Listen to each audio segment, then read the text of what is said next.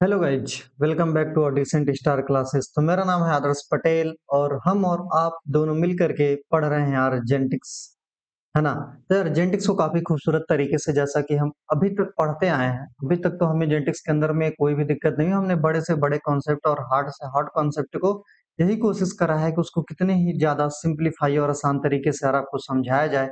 और मेरे साइड से यार जितना पॉसिबल हो सकता है, जितनी आसान तरीके से समझाया जा सकता है, मैंने पूरा का पूरा कोशिश करके आपको एनसीईआरटी का एकदम निचोड़, एनसीईआरटी का एकदम जूस बना करके मैंने आपको सामने एकदम परोस दिया है। बस जरूरत इस बात का है कि आप उस कॉन्सेप्ट को कितने अच्छे से सुनते हो, आप हमारे लेक्चर को कितने ध्यान से देखते हो, और इससे रिलेटेड आप कोई भी साइड बुक से कितने नंबर ऑफ क्वेश्चन प्रैक्टिस करते हो, तब जाकर के फाइनली आपका यार वो टॉपिक मजबूत करता हो जाता है, ठीक है ना। अगर आप देखो किसी भी चीज को पढ़ते जा रहे हो उससे कुछ ना होगा।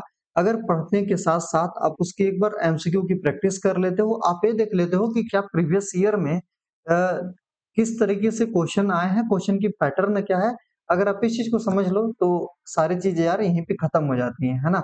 तो चलिए यार, आज का जो इस जेनेटिक्स के अंदर में अपना प्यारा सा लेक्चर है, तो बहुत ही छोटा सा लेक्चर होने वाला है। इसमें हम ज्यादा कुछ पढ़ने की चीज नहीं है, पर एनसीआर पर नीट के अंदर में ये हर साल क्वेश्चन कभी न कभी अल्टरनेट ईयर पे कभी कभी आ जाते हैं, है ना। जेनेटिक्स से तो हर साल क्वेश्चन आना ही है, क्योंकि ये तो मास्टर टॉपिक है। पर ये सेक्स डिटर्मिनेशन से भी क्वेश्चन आते हैं। तो अभी तक यार लास्ट क्लास में हमने पढ़ लिया था सेक्स डिटर्मिनेशन के टाइप्स, जिसमें से मेल हेट्रोगेमिटी फीमेल हेट्रोगेमिटी को लेकर के हमने सारा सेक्स डिटर्मिनेशन आपको समझाया था, है ना जी। इसके बाद यहाँ पे सेक्स डिटर्मिनेशन एक इंसेक्ट के अंदर में पढ़ना है, जो एक सोशल इंसेक्ट है, जिसका नाम है यार हनी बी। हम और आप दोनों हनी बी से काफी वाकिफ है, हो सकता है हनी बी ने किसी को बचपन में अच्छे से मारा भी होगा, है ना।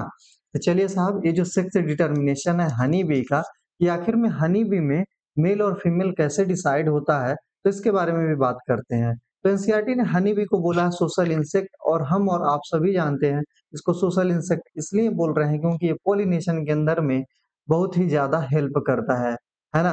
पोलिनेशन में सबसे ज्यादा इंपॉर्टेंट रोल अगर किसी का है तो हम हनी बी को भूल नहीं सकते। जब पोलिनेशन का नाम आ रहा तो हम हनी बी जैसे इंसेक्ट को कैसे भूल सकते हैं, है ना भाई।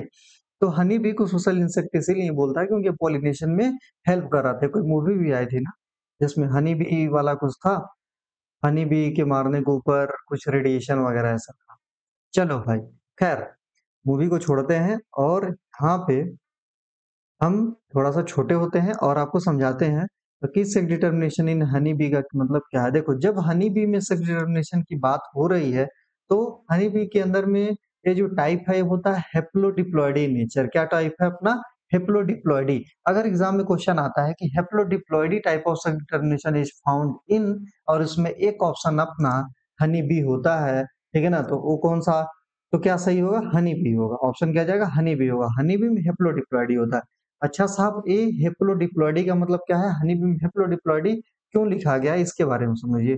तो देखो, हेप्लॉइड का मतलब तुम्हें पता है और डिप्लॉइड का भी मतलब पता है, ठीक।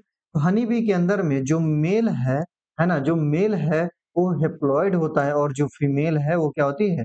डिप्लॉइड होती है। समझ में आ गया क्या? जो मेल होगा वो हेप्लॉइड होगा, और जो फीमेल होगी वो डिप्लॉइड होगा। स्पेसिफिकली अगर हम मेल की ही बात करें तो मेल में यहाँ पे जो ड्रोन होते हैं, एक जो मेल होता है उसको बोलते हैं क्या? ड्रोन। हनी बी के अंदर में जो मेल है उसको क्या बोल रहे हैं साहब? उसको बोलते हैं हम ड्रोन। और फीमेल को बोलेंगे, और यहाँ पे जो डिप्लॉयड होता है फीमेल के अंदर में होता है, और डिप्लॉयड जो होता है फीमेल के साथ साथ क्वीन और वर्कर दोनों के अंदर में, है ना। क्वीन और वर्कर दोनों के अंदर में ये डिप्लॉयड वाला नेचर पाया जाता है, ठीक। चलिए साहब, अब यहाँ पे देखिए हेप्लॉइड को लिखा है एनसीईआरटी में कि ड्रोन जो होता है हेप्लॉइड होता है, और इसके अंदर में 16 क्रोमोसोम पाए जाते हैं, ठीक। तो डिप्लॉइड किसके अंदर में होता है? तो दो में होता है, क्वीन और वर्कर में। अभी यहाँ पे मैंने फीमेल को क्वीन क्यों लिखा है अभी मैं बता दूंगा, ठीक है ना। 2n यहाँ पे देखो, वर्कर तो क्या है? एक मेल ही है ना, पर अभी मैं समझाऊंगा यहाँ पे फीमेल क्यों लिखा हुआ है, ठीक।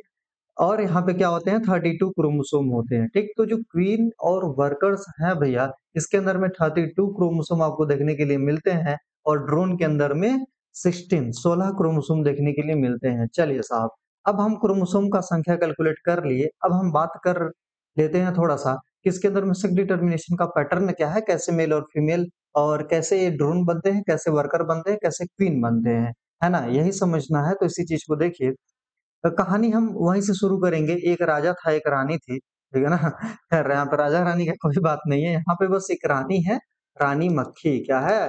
रानी खी मधुमक्खी यार, ठीक है ना? तो ये रानी है, तो रानी के अंदर में कितना क्रोमोसोम है? क्वीन के पास तो 32 क्रोमोसोम, ठीक? तो यहाँ पे होगा मियोसिस और सब गैमीट 4 गैमीट बनेंगे, ठीक है ना?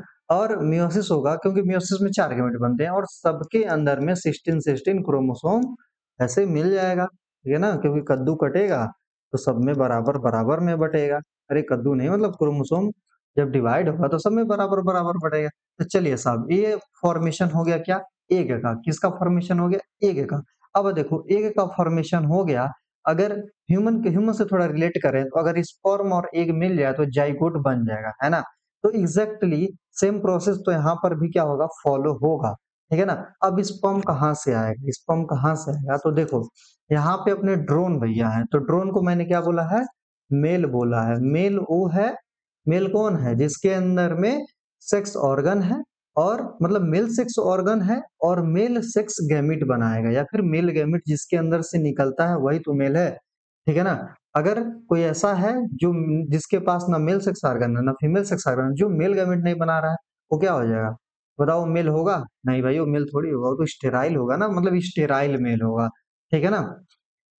तो यहाँ पे देखो ड्रोन के अंदर में क्रोमोसोम अगर कैलकुलेट कर रहे हैं तो ड्रोन के अंदर में क्रोमोसोम की नंबर जाएगी 16। अगर क्रोमोसोम का नंबर 16 है और इस 16 के साथ 16 ही मैच होगा तभी तो 32 बनेगा, है ना? ये हम जानते हैं। तो यहाँ पे मियोसिस होना सर सही है कि माइटोसिस? तो यहाँ पे सही है माइटोसिस। ठीक है ना? माइटोसिस मतलब इक्वेशनल डिवीजन। यहाँ पे क्या करना पड़ेगा? Equational division. इक्वेशनल डिवीजन बोले तो क्रोमोसोम का नंबर जितना पेरेंट के अंदर में है उतना ही डॉटर के अंदर में मतलब इसी स्पर्म इस गैमीट के अंदर में आ जाए, है ना? तो सबके अंदर इस सारे स्पर्म के अंदर में 16 है ना भाई? अब देखो क्या हुआ, एग और स्पर्म आपस में क्या हो सकते हैं? ये स्पर्म किसका है? तो ड्रोन का है। आपस में फ्यूज होंगे, तो फ्यूज होने की प्रोसेस जो प्रक्रिया है उसको क्या बोलेंगे? तो फ्यूज होने की प्रक्रिया को हम बोलते हैं फर्टिलाइजेशन, है ना भाई? तो फर्टिलाइजेशन। अब जब फर्टिलाइजेशन होता है तो क्या बनता है साहब? तो फर्टिलाइजेशन के बाद हमेशा की तरह बनता है जाइगोट। क्या बनता है हमेशा की तरह? तो हमेशा की तरह बनता है भई अपने पास जाइगोट। अब देखो ये जो जाइगोट बना है, ठीक है ना? अगर ये रॉयल जेली, एक होता है रॉयल जेली, अगर ये रॉयल जेली पे फीड होता है, ठीक है ना? तो यहाँ पे क्वीन की फॉर्मेशन होती है। किसकी फॉर्मेशन होती है? क्वीन। यहाँ पे रानी बन जाती है। भाई रानी है तो रॉयल ही होगी, रॉयल जेली पे फीड होगी, ठीक है ना?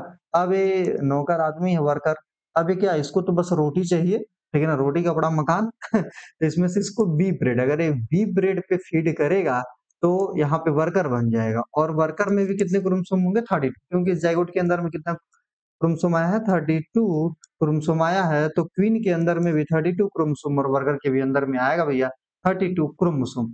पर यहाँ पे देखिएगा खास बात क्या है? खास बात ये है कि इस वर्कर जो है ना, ये इसके पास क्रोमोसोम है पर ये वर्कर जो होता है ना स्टेराइल होता है, ठीक है ना? ये क्या होता है वर्कर? स्टेराइल होता है। समझ में आ गया क्या? ये जो वर्कर है क्या है? स्टेराइल है। देखो मैंने स्पर्म किससे बनाया है? मैंने स्पर्म बनाया है ड्रोन से, ना कि मैं स्पर्म बना रहा हूँ वर्कर से। समझ में आ गया? इसीलिए ड्रोन जो है मेल है, क्वीन जो है फीमेल है। वर्कर क्या है यार? वर्कर पता नहीं क्या है, ये तो स्टेराइल है। ठीक है ना? ना मेल है ना फीमेल है। इसीलिए हैप्लोडिप्लॉइडी में मैंने बोला है हैप्लॉइड जो है मेल है और डिप्लॉइड जो है फीमेल है। ठीक है ना? मैंने मोटा-मोटा क्लियर बात आपको बता दी है। पर डिप्लॉइड किसका होता है? तो डिप्लॉइड क्वीन और वर्कर दोनों का होता है ना भाई? अब देखो इसी कहानी में क्वीन से क्या बना है? जब मियोसिस हुआ है यहाँ पे, फिर यहाँ पे एग बना है, पर एग के अंदर में हम पार्थिनोजेनेसिस हो सकता है, ठीक है ना? एग के अंदर में क्या हो सकता है भाई? पार्थिनोजेनेसिस। देखो अगर एग के अंदर में भाई पार्थिनोजेनेसिस हो रहा है, दैट मीन्स कि एग के अंदर में क्या हो गया? माइटोसिस। पार्थिनोजेनेसिस एक माइटोसिस ही तो है। तो देखो ये माइटोसिस हुआ, तब जाकर के भैया यहाँ पे फॉर्मेशन हो गई अपना ड्रोन का। किसका फॉर्मेशन हुआ साहब? ड्रोन का, है ना? तो ड्रोन के देखो एग के पास कितने थे? 16 और पार्थिनोजेनेसिस मतलब माइटोसिस एक तरीके से इक्वेशनल डिवीजन है, तो 16 क्रोमोसोम इसमें है, तो इसलिए ड्रोन के भी पास कितने क्रोमोसोम आए? 16 क्रोमोसोम ही आए हैं, है ना? 16 क्रोमोसोम ही आए हैं। देखो ड्रोन किससे बना है डायरेक्टली, ड्रोन डायरेक्टली बन रहा है क्वीन से, याद रखो ड्रोन डायरेक्टली बन रहा है क्वीन से, है ना। ड्रोन डायरेक्टली किससे बन रहा है, क्वीन से। और क्वीन किससे बन रही है, क्वीन और ड्रोन इस फॉर्म से। क्वीन देखो ये क्वीन किससे बनी है, एक क्वीन बनी है क्वीन, ठीक है ना। मतलब क्वीन और ड्रोन के इस फॉर्म के मिलने से। वर्कर किससे बना है, तो वर्कर भी क्वीन और ड्रोन के इस फॉर्म से बना है। बस एक चीज याद रखना है कि drone is directly form from the queen by the parthenogenesis or mitosis division. The formation of drone is by the mitosis division and by the parthenogenesis, and formation of drone is from the queen, है ना, from the queen। तो queen बनाती है drone को, है ना, queen बनाती है ड्रोन को।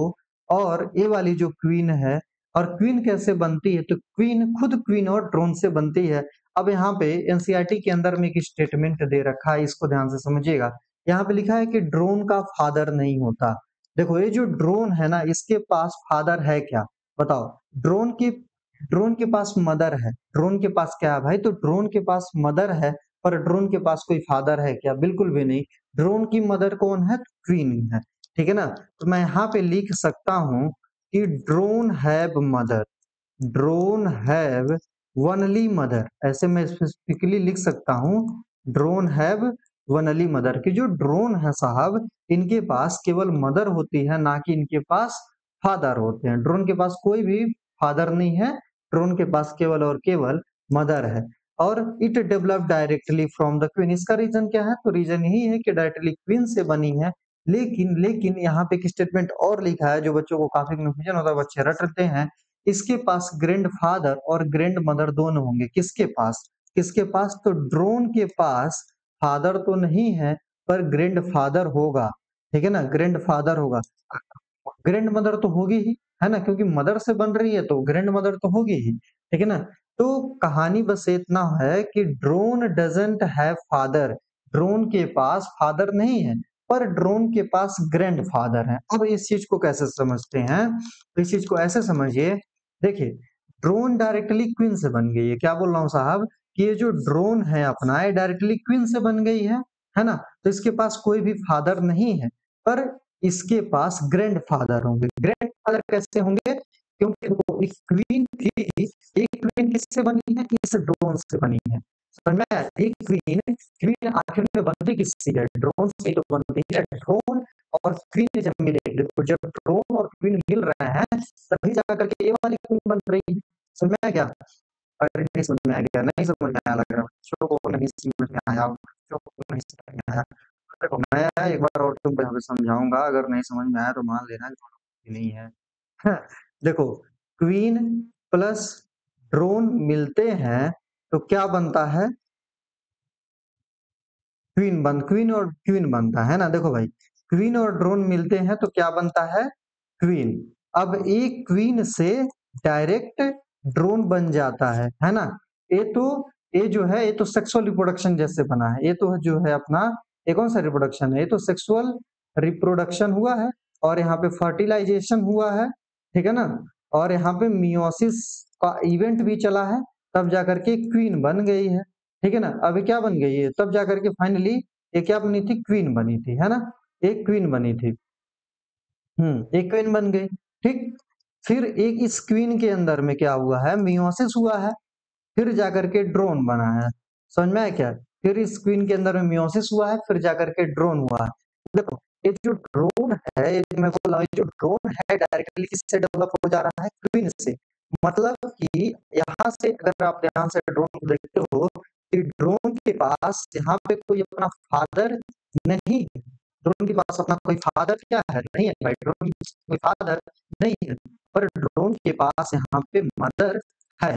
ये बात मैं कह रहा हूँ, ड्रोन के पास अपनी मदर है, और मदर कौन है, क्वीन है, पर इसके पास ग्रैंड फादर होंगे। देखो ये वाला जो ड्रोन है, ये क्या है, ग्रैंड फादर है। अरे ये इसके मम्मी पापा है तो ग्रैंड फादर हो गया ना। ये तो देखो ग्रैंड फादर है, और ये क्या है, ग्रैंड मदर, ग्रैंड मदर, ठीक है, ग्रैंड मदर, नाना नानी, ठीक, समझ में आ गया। तो ये तो इसके पास प्रेजेंट है। चलो इसके आगे बढ़ जाते हैं हम, है ना। ये चीज आपको समझ में आ गया, ग्रैंड फादर और ग्रैंड मदर का। तो स्टेटमेंट समझ में आया कि एनसीईआरटी का कि drone doesn't have father but it have grandfather and grandmother. चलिए भाई, इसी तरीके से आगे का स्टेटमेंट ये है कि सिमिलरली इसी तरीके से क्या चीज है कि क्वीन के पास में सन होता है, क्वीन के पास अपना सन है, और क्वीन का सन कौन है? क्वीन का सन कौन है? क्वीन का सन कौन है? तो क्वीन का सन ड्रोन है, but not grand son, but इसके पास ग्रैंड सन नहीं होते हैं। समझ में आ गया क्या? क्वीन के पास सन तो है पर ग्रैंड सन नहीं है। कैसे? तो इसको भी समझते हैं। देखो, क्वीन के पास सन तो है पर ग्रैंड सन नहीं है। देखो, ये क्वीन है, इससे बन गया क्या? ड्रोन बन गया ना। इससे क्या बना है? ड्रोन हो गया। ठीक, इसके पास सन आ गया। अब इसके पास ग्रैंड सन आएगा क्या? नहीं, इसके पास ग्रैंड सन नहीं आएगा। ठीक है ना? क्वीन के पास डायरेक्ट बन जा रहा, तो क्वीन के पास सन ही है, इसके पास कोई अपना ग्रैंड सन नहीं है। समझ में आ गया? तो ये चीज आपको क्लियर हो गया होगा। और ये छोटा सा टॉपिक जो था अपना एनसीईआरटी में, sex determination in case of honey bee, बस इतना ही आपको याद रखना है कि ड्रोन क्या होता है और ड्रोन किससे बनता है। और ये जो एनसीईआरटी जो दोनों लाइन है कि ड्रोन के पास अपना फादर नहीं होता पर ग्रैंडफादर और ग्रैंडमदर होते हैं, और क्वीन के पास सन नहीं होता है। ठीक है ना? क्वीन के पास अपना सन तो है, तो पर ग्रैंड सन नहीं। क्वीन का सन कौन है? तो ड्रोन है। समझ में आ गया क्या? समझ में आ गया भाई? तो ये यार अपना छोटा सा टॉपिक एनसीईआरटी में हमने खत्म कर लिया। इस पे आप थोड़े बहुत क्वेश्चन देख लो प्रीवियस ईयर में किस तरीके से क्वेश्चन आएंगे, तब जाकर के आपका ये पूरा का पूरा टॉपिक अच्छे से तरीके से क्लियर हो जाएगा। तो चलिए भाई, आज का लेक्चर हम यहीं खत्म करते हैं इन्हीं सब खूबसूरत बातों के साथ। इसी तरीके से हमारे साथ पढ़ते रहिए, हंसते रहिए, खेलते रहिए, मुस्कुराते रहिए, and always be my signing star.